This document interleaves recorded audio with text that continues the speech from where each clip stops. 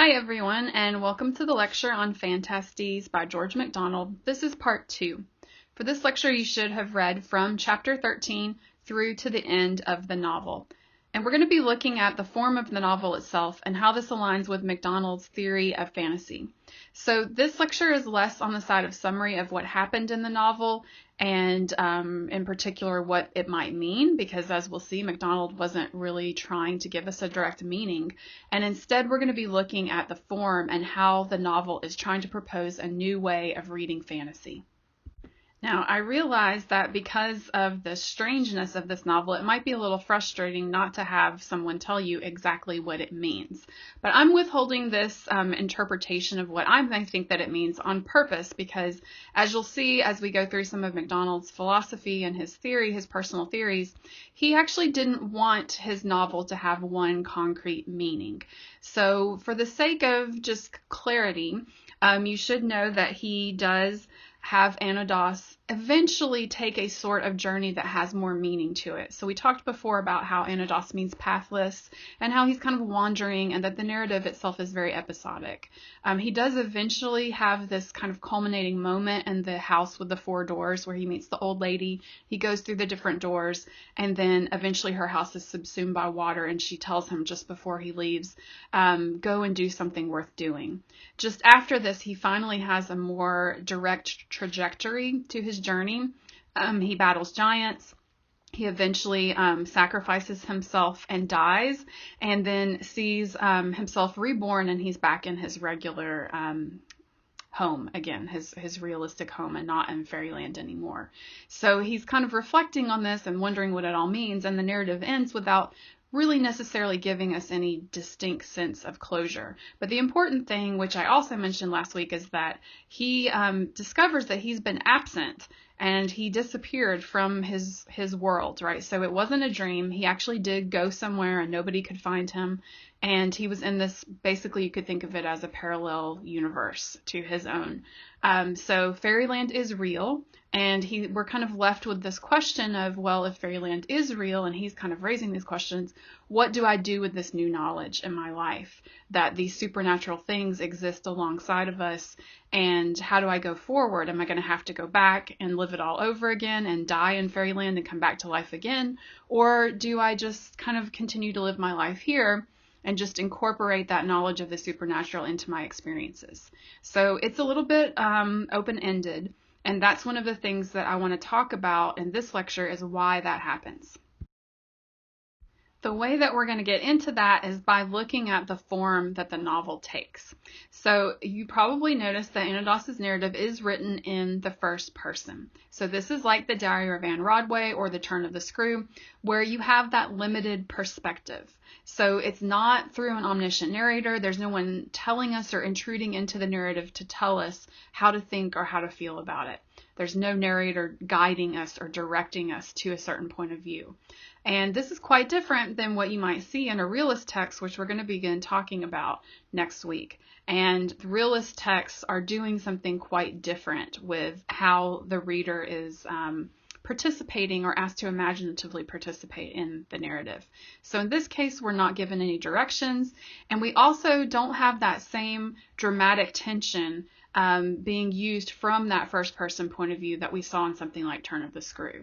So it's not necessarily that the first person point of view is limiting us in order to create suspense, but instead it's going to provide us what's called a confessional narrative.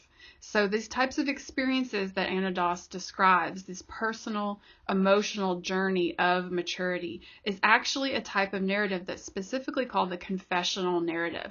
So if you know what the confessional narrative is and what that type of form does, it will help you understand what the novel is doing and what it's asking of you as a reader. So let's start with the question, what is a confession? I think when you say the word confession, typically you're thinking immediately of a criminal type of confession where you're admitting something that you did wrong, or perhaps a religious confession where you're also admitting something that you did wrong. So it's associated with guilt culturally for us when we think of somebody having a confessional moment. So traditional confessional narratives then, which is a different type of genre, would describe a sin or a crisis and then explain a period of redemption or some sort of transformation of character. But a confessional novel is different than a confessional narrative. So again, they have similar names, but a narrative has a distinct pattern of sin or crisis and redemption and transformation, while the novel does not follow this pattern. So instead of confessional novel is used to examine the self, to come to terms with these problems that are inherent in subjectivity. And instead of sin against others or against society, there's a crisis of the self happening.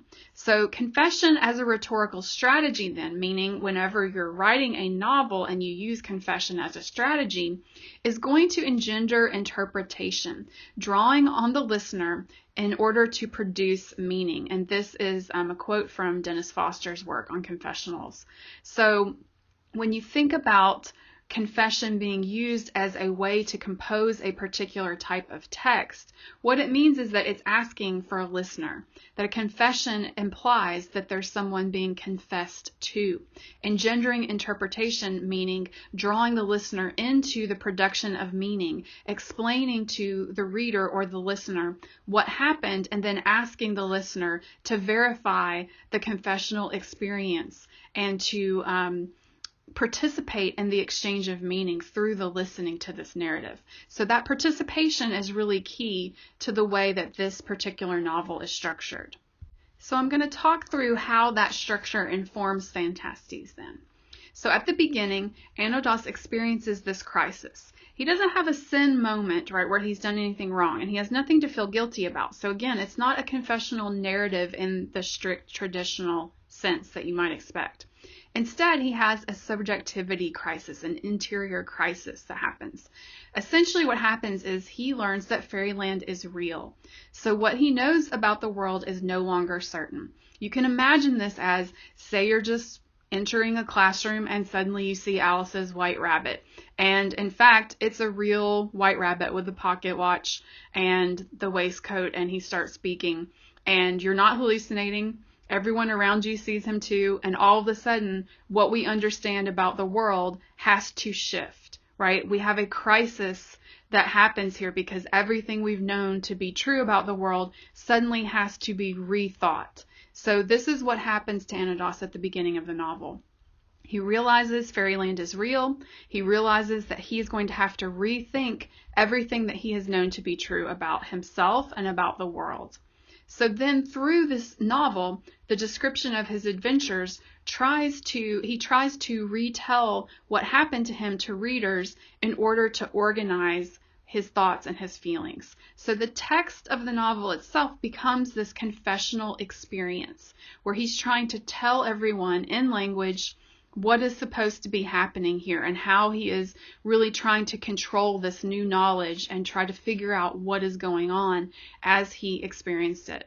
So this description then, this portrayal in language, is supposed to put boundaries around what he knows, right? To be able to portray it in language is his attempt to control this crisis of reality and really this crisis of the self. So how can I make sense of the white rabbit walking into the room? Well, maybe I can write to someone and tell them about it and try to convince them that it was real. And by putting those feelings and those anxieties about something that's so unusual and out of what I thought to be real about the world, by putting that into language, perhaps maybe then I could make sense of it more. So being able to write it down, to control it, to place it within some system of ordering, in this sense, the system of language, that should hopefully get rid of that crisis feeling or this crisis moment. But in fact, what we see in the text is that language fails. It can't capture fairyland and it can't capture what happened to him. And you see this repeated throughout the novel, and I hope you paid attention to these moments where his descriptions sort of elude us. His description of the ash tree, for example, is not precise. Or when he just tries to transcribe the fairy stories from the palace, they're not accurate. And in fact, there's this one portion at the top of chapter 13 where he says, "One story I will try to reproduce. But alas, it is like trying to reconstruct a forest out of broken branches and withered leaves. In the fairy book, everything was just as it should be, though whether in words or something else I cannot tell.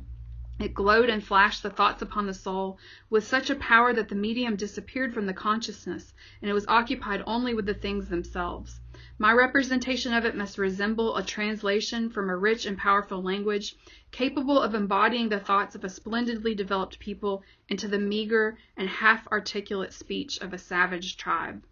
So he's essentially saying, I can't tell you exactly what it was. I'm trying with the language that I have to be able to explain this otherworldly experience that actually exceeds any language abilities that we're capable of. So he's constantly making these excuses throughout the text about how his actions and his thoughts are vague and how he can't really account for anything because he can't contain this crisis of the self in language. So what happens then is if someone's trying to confess something to you and they can't use language to actually tell you what happened to them, then you can't produce any meaning. The meaning itself of the text eludes both Anados, as you see at the end, where he has all these questions about what happened to him and whether he's going to have to live it over again and what it really means. And then the meaning also can sometimes elude the reader as well. So if this retelling doesn't produce knowledge and it doesn't produce closure, then what does Anados really accomplish? And that's the kind of key question that I want you to think about as you think about your own reading experience of the text. And I imagine that some of those reading experiences were frustrating. Now, here's the thing about reading an experimental novel. When something is trying to resist your received expectations about genre and about reading, and you feel frustrated by that, it immediately probably makes you feel like the novel is a failure and that something's wrong with it and that, in fact, the author didn't know what they were doing and they just wrote a bad book. Now, of course, that could be the case.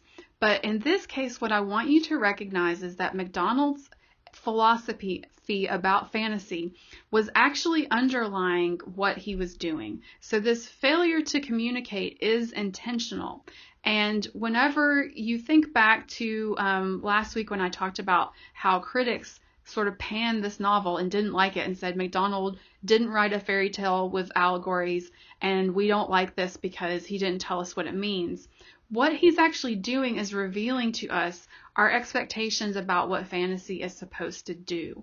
So he is saying, I'm not going to play by the rules of what fantasy normally does.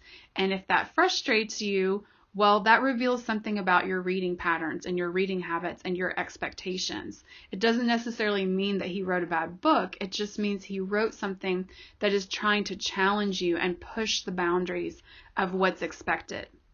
So for MacDonald, as language fails, this intentional moment of failure can actually cause the rational part of ourselves to fail as well. And that, as we're trying to make meaning and we're trying to rationalize everything and figure out what to do with this fantasy, he saw this as actually a really good thing. He didn't want to persuade readers to one particular moral or principle with his story. So he wanted that push towards the rational to actually get out of the way of the aesthetic experience of fantasy. And in particular, he prized the fact that fantasy could produce plurality. So this is a quote from his article called The Fantastic Imagination, where he writes about what he thinks fantasy should do. And he published this, I think probably about 20 or 30 years after he wrote this novel. So he thought through a lot about what fantasy should do and what he wanted it to be. And then he wrote this essay or article about it and published that with some of his other work.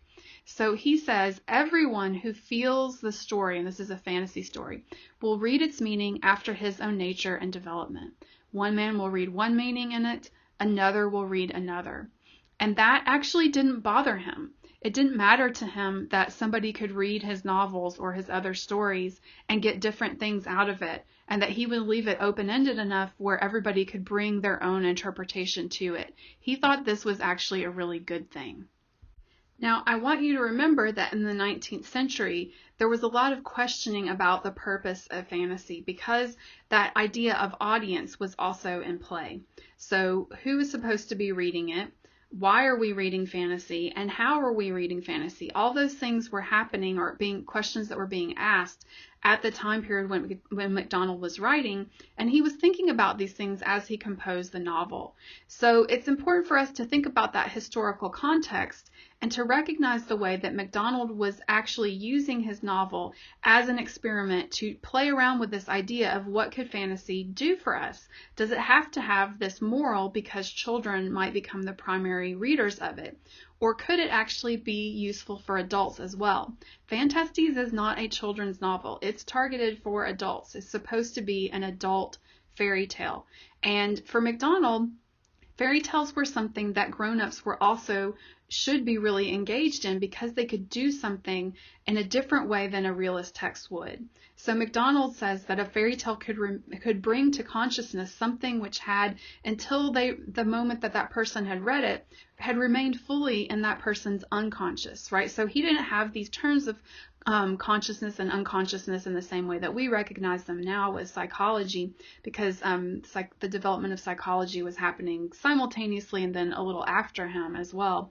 But he would still recognize the same way that a piece of music could move on someone's emotions and cause them to think about things that were more subjective than just a rational kind of cut and dry scientific experiment would, right? So again, that division between truth and realism and aesthetic experience in fantasy was something that MacDonald was very familiar with. And he felt that fairy tales were still able to produce truth. It would just be a more subjective, individualized truth rather than the objective, external, empirical type of truth. So for him, that is really the purpose of art. And he says a genuine work of art must mean many things. The truer its art, the more things it will mean. So it was really important for him to create texts that were actually open-ended, because it would allow each person to create a truth within themselves rather than being told an objective truth that they had to agree with. And MacDonald felt very strongly about how truth should be created within each individual person rather than coming from an external source. And he talks about this when he has the next quote on the slide here, when he talks about how the best thing that you can do for someone is not give them things to think about, but instead wake things up inside of them. So saying things or giving things through art that would help them to think about things themselves rather than giving them a preordained moral that would then just be something that they have to learn by rote. So this is what we see in the novel Phantastes, is this philosophy in action.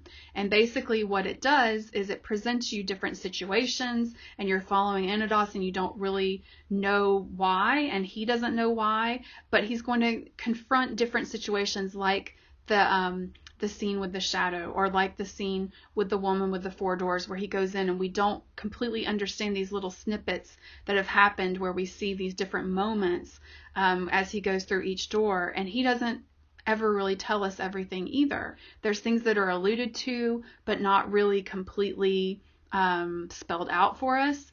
And what MacDonald does is he says, well, you bring your experiences to this text. You meet me in this text, and I'm going to give you a loose structure, and I'm going to give you an aesthetic experience, and then you have to see what wakes up in you. You have to decide what this means for yourself. So I think the question that I'm really interested to know from you is if you feel like this philosophy of reading fantasy is really viable. Do we need one moral when we get to the end? Do we want that closure? And do we want, like, for example, at the end of Elizabeth Gaskell's The Old Nurse's Story, for us to be told everything that's done in youth can't be undone in old age? There's a very clear moral for you, reader, and that's what this story means. Or do we want to be able to build our own truth, even if we feel that the text has eluded us and resisted us, and we're not really sure what it means, and we have to piece it together, and it is a little bit harder to read something like that? Can we each find our own meanings within this text, or do we feel like this is not really a writing strategy that works in the long term? So when we think about the end of the text and that conclusion of the text, it does lack some purposefulness But I wonder if we could say, is there a purpose for Anodos's journey? Did he do something worth doing, as the old woman in the House of the Four Doors told him? Did he actually do something? Because technically he did, right? He was able to go and battle these giants, and then he recognizes that something's wrong at the scene in the forest, and he dives behind the throne and he sees the wolf and he's killed, but he actually does something there by exposing that evil. So his own shadow, his ability to see beyond the everyday, actually did serve some sort of purpose here. That, I think we have to compare him to the knight who couldn't really recognize the presence of evil because he's so pure and so innocent that he actually couldn't see things for what they were. And Anodos was able to see things for what they were. And so we can ask ourselves, did he gain any sense of maturity? He also tells us that he lost his shadow. This is at the end, which turns out to be this, kind of evil version of himself when he sees it for what it really is. So he seeks his ideal in this woman, but then he also learns to give her up, and recognizes that someone better might be better for her. So is that idea of sacrifice helping him to become an adult? Again, these are just places where maybe you can think about the conclusion without necessarily knowing if there is an answer to that question. And there could be other potential morals here if we want to force the text to have some sort of closure. I think, in the last little bit of the novel there are a few places where MacDonald is kind of pointing to a few of these things. He says, this is the very end, could I translate the experience of my travels into fairyland into common life? This was the question. Or must I live it all over again and learn it all over again in the other forms that belong to the world of men, whose experience yet runs parallel to that of fairyland? These questions I cannot answer yet, but I fear. So he's not going to tell us for sure if he has had this moment of maturity, but I think the suggestion is that he's supposed to have learned something, right? He's supposed to have learned it. And there's this kind of strange, almost concluding moral at the very, very end. What we call evil is the only and best shape which, for the person and his condition at the time, could be assumed by the best good. And so, farewell. So there's this kind of suggestion that there could be a moral there, that he might have learned something, but it's presented in such a way that it's kind of difficult for us to make sense of completely. And it's not, 100% clear on purpose. And then the last one that I want to point out, and this is in the chapter before, he says, now I could love without needing to be loved again. I knew now that it is by loving and not by being loved that one can come nearest the soul of another. Yea, that where two love, it is the loving of each other, and not the being loved by each other, that originates and perfects and assures their blessedness. So this kind of moral about love and the purpose of love is also present at the end, and he learns this through this process of sacrifice. So again, there are moments here or potential morals, but we don't necessarily have a direct sense of closure. So without that closure, I did want to at least give you the major themes that come up in the novel so that you can have some kind of framework as you think about your own reading experience and decide what type of truths were woken in you by this particular text.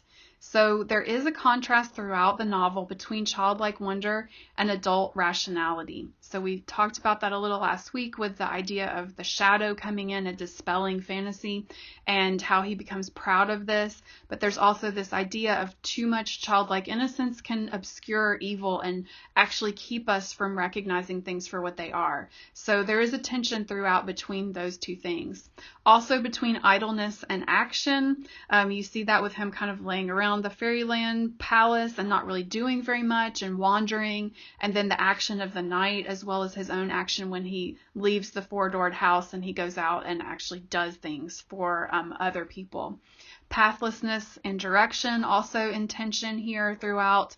And then, of course, the tension we've been looking at throughout this class, supernatural fantasy versus natural and realism, and those two things really being in tension throughout as well. The skepticism of the farmer at the beginning of the novel versus the reality of fairyland, even though he refuses to see it. We also have a theme of correct gender behavior for the Victorian male. There's a lot in here about the sacrifice of ideal love for the greater good. So giving up the white ladies and the pursuit of her love because he recognizes that she should be with someone better. Also action, both in terms of artistic and heroic action.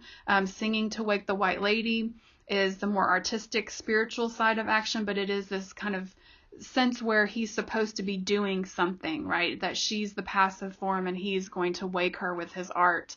And then you also have the physical heroic action of defeating the giants. So we can ask ourselves, how does Anados kind of go back and forth between these two, and which one is really prioritized or privileged throughout the novel? You also have maturity that contains humility about the role of rationality. So this is something a little different, where men would almost always be positioned in that Sherlock Holmes rationalistic kind of mode, where women would be the ones that would be more likely to think through things in terms of emotion and intuition in that strict Victorian gender division. What you see is that Anados does develop some ideas about how rationality can't account for everything.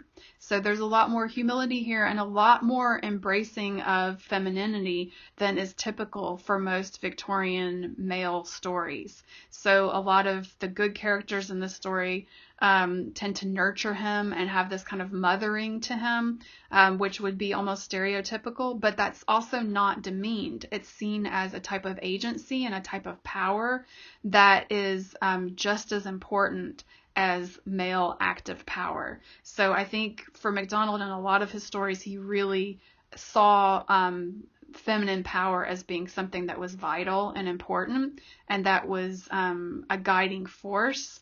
So there is a sense where Anados has to draw on feminine power in order to be able to learn anything. So there is, I think, some questioning of gender here as well, about how does it have to be so strict, or can't men also have more feminine attributes incorporated into their ideas of agency and rationality as well.